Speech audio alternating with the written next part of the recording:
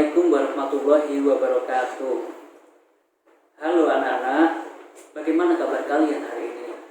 Saya harap kalian dalam keadaan sehat walafiat dan dalam ridwan Allah Subhanahu wa taala. Bertemu lagi dengan saya, Bapak Muri Hidayat, dalam pembelajaran Bahasa Indonesia di kelas 11. Pada kesempatan hari ini, kita akan mempelajari tentang teks eksplanasi. Anak-anak, ada yang tahu tidak apa itu teks eksplanasi?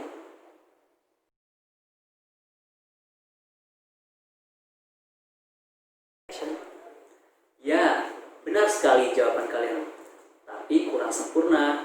Bapak akan menjelaskan pengertian dari teks eksplanasi secara lengkap. Pengertian teks eksplanasi secara lengkap sebagai berikut. Eksplanasi adalah suatu teks yang berisi tentang proses mengapa dan bagaimana suatu peristiwa alam, ilmu pengetahuan, sosial, budaya, dan lainnya bisa terjadi. Suatu peristiwa baik peristiwa alam maupun sosial yang bisa terjadi di sekitar kita selalu mempunyai hubungan sebab, akibat, dan proses.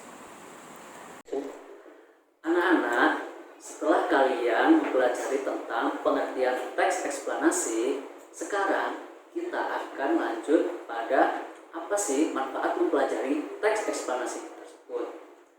Mempelajari teks eksplanasi ada 3 manfaat, yaitu sebagai berikut. Yang pertama, membaca teks eksplanasi ini akan menambah ilmu pengetahuan bagi pembaca serta mewujudkan generasi muda yang cerdas secara intelektual.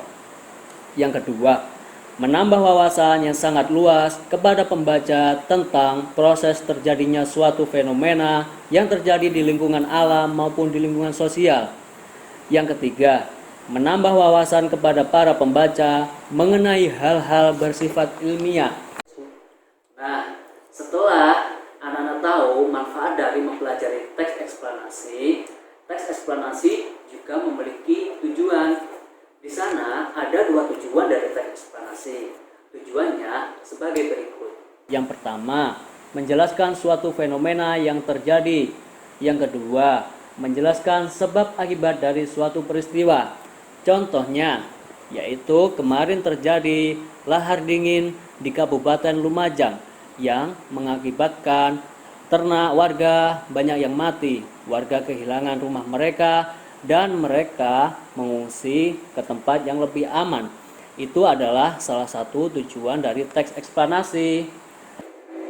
Nah, anak-anak sudah mengetahui dari tujuan dalam mempelajari teks eksplanasi. Kita akan melanjutkan ke tahap berikutnya, yaitu ciri-ciri dari teks eksplanasi. Anak-anak di sini ada yang tahu tidak apakah ciri-ciri dari teks eksplanasi?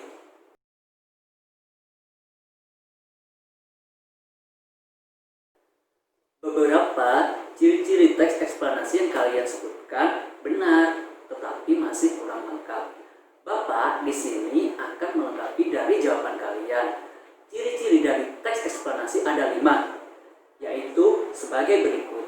Teks eksplanasi mempunyai ciri-ciri sebagai berikut. Yang pertama, fakta. Fakta itu semua informasi yang telah atau akan disampaikan di dalam teks adalah berdasarkan fakta tanpa adanya tambahan opini dari penulis. Yang kedua, ilmu pengetahuan. Topik yang dibahas di dalamnya adalah sebuah fenomena yang berhubungan dengan ilmu pengetahuan atau bersifat ilmiah.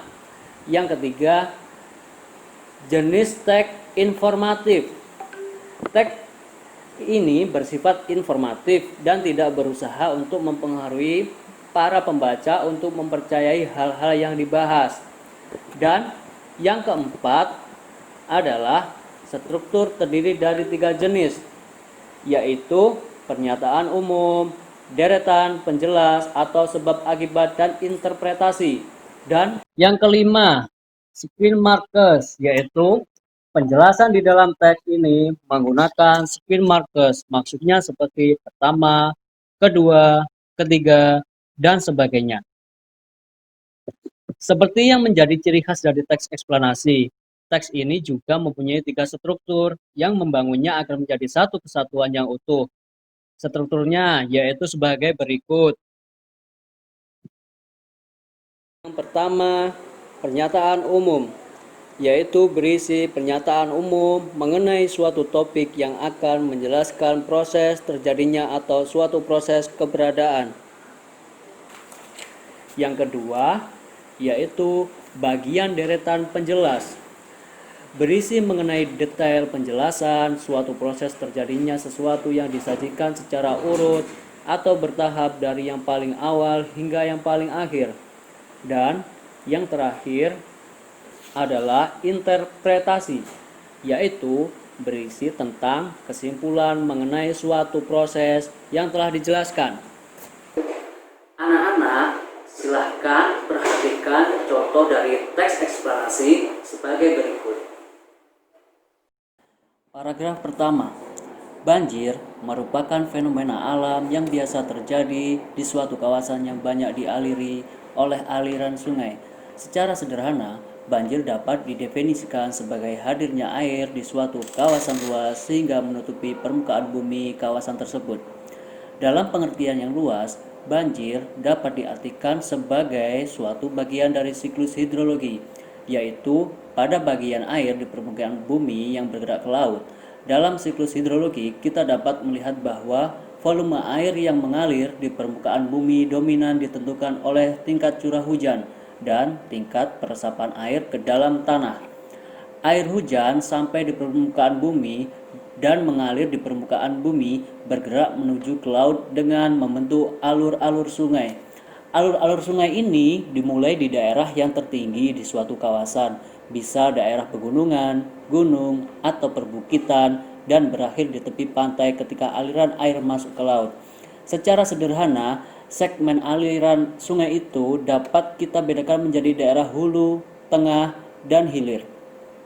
Di daerah hulu yang biasanya terdapat di daerah pegunungan, gunung, atau perbukitan, lembah sungai sempit dan potongan melintangnya berbentuk huruf V. Di dalam alur sungai banyak batu yang berukuran besar atau bongkah dari runtuhan tebing, dan aliran air sungai mengalir di sela-sela batu-batu tersebut. Air sungai relatif sedikit, tebing sungai sangat tinggi, terjadi erosi pada arah vertikal dan dominan oleh aliran air sungai. Paragraf kedua. Di daerah tengah umumnya merupakan daerah kaki pegunungan, kaki gunung, atau kaki bukit. Alur sungai melebar dan potongan melintangnya berbentuk huruf U.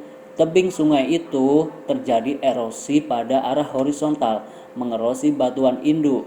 Dasar alur sungai melebar dan di dasar alur sungai terdapat endapan sungai yang berukuran butir kasar.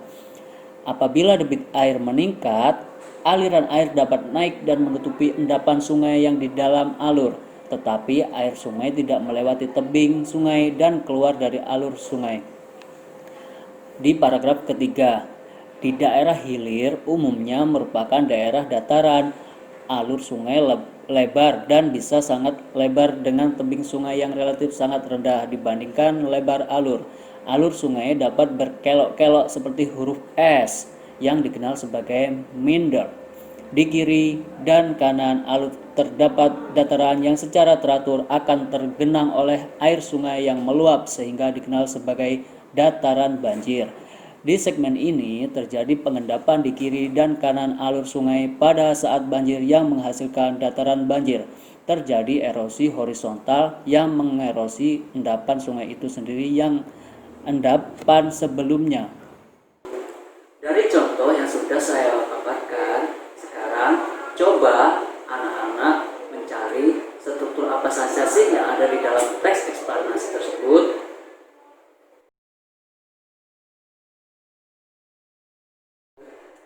Ya, benar sekali.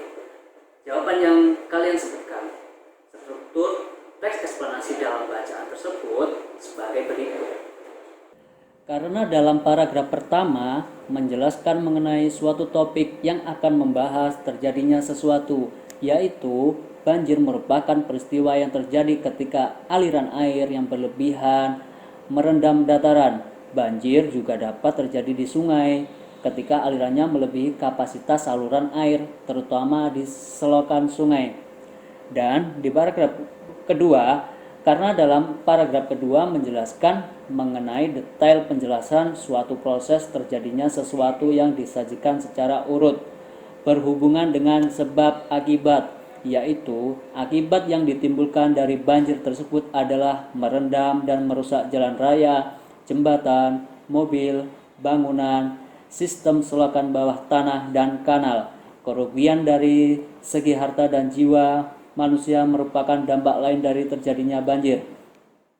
Dan karena dalam paragraf terakhir menjelaskan mengenai tentang kesimpulan mengenai suatu topik yang telah dijelaskan, yaitu dataran yang secara teratur tergenang banjir dikenal dengan dataran banjir. Adapun beberapa kaidah kebahasan teks eksplanasi ialah sebagai berikut. Pertama, pembahasan topik jauh lebih fokus pada hal-hal yang bersifat umum, bukan partisipan manusia. Contohnya saja gempa bumi, gunung meletus, tsunami, badai, dan lain-lain. 2. Dalam penulisannya harus menggunakan istilah-istilah yang ilmiah. Dan yang ketiga, penulisannya banyak sekali menggunakan konjungsi kausalitas, kronologis, dan waktu. Contohnya saja sebelum, pertama, jika, kemudian, sehingga, dan lain-lain. Dan yang terakhir, penulisan eksplanasi bertujuan untuk dapat menjustifikasi bahwa sesuatu yang dijelaskan secara kausal itu benar adanya. Adapun contoh kebahasaan teks eksplanasi adalah pada bulan keempat, muka telah kian tampak seperti manusia. Dalam bulan kelima, rambut-rambut mulai tumbuh pada kepala. Selama bulan keenam, alis dan bulu mata timbul. Setelah 7 bulan, fetus mirip kulit orang tua dengan kulit merah berkeriput. Selama bulan ke-8 dan ke-9, lemak ditimbun di bawah kulit sehingga perlahan-lahan menghilangkan sebagian keriput pada kulit. Kaki membulat, kuku keluar pada ujung-ujung jari, rambut asli rontok, dan terus menjadi sempurna dan siap dilahirkan. Nah, anak-anak, setelah kita belajar bersama mengenai teks eksplanasi, mengenai apakah itu teks eksplanasi, strukturnya bagaimana, ciri-cirinya, manfaatnya, kaidah kebahasaan, sekarang Bapak akan menampilkan 2 video. 2 video ini adalah salah satu contoh dari teks eksplanasi, di mana video ini mengenai tentang bencana alam dan sosial. Video tersebut akan Bapak tampilkan sebagai berikut. Bencana alam berupa banjir, tanah longsor, dan tanah bergerak serentak terjadi di Purbalingga Sabtu malam hingga Minggu. Banjir melanda sejumlah desa di 3 kecamatan sejak Sabtu malam 12 Desember 2020. Masing-masing desa Gambarsari, Jetis, dan Toyareka Kecamatan Kemangkon, desa Toyareja Purbalingga, serta desa Cilapar dan Selanegara Kaligondang. Ratusan rumah di desa-desa itu tergenang dengan ketinggian air antara 20-100 cm. Genangan air dari Sungai Kelawing dan Serayu yang meluap akibat hujan deras sejak Sabtu siang hingga Minggu dini hari. Warga Desa Temboro, Kecamatan Karas, Kabupaten Magetan, Senin 5 Maret 2018 digegerkan dengan tewasnya Abdul Aziz, 17 tahun, akibat dianiaya oleh Ahmad Kohir yang tak lain adalah ayah kandungnya sendiri. Korban tewas karena luka parah di bagian kepala akibat dihantam menggunakan palu. Usai menghabisi nyawa anaknya, pelaku langsung menyerahkan diri ke Mapolsek Karas. Dugaan sementara perbuatan sang ayah dipicu cekcok dengan korban yang tak terima diberi uang Rp10.000 oleh ibunya. Nah, setelah anak-anak mengamati video yang Bapak tampilkan tadi, sekarang tugas anak-anak adalah yang pertama, yaitu menganalisis struktur yang ada di dalam video tersebut. 2 video loh ya, jangan cuma 1.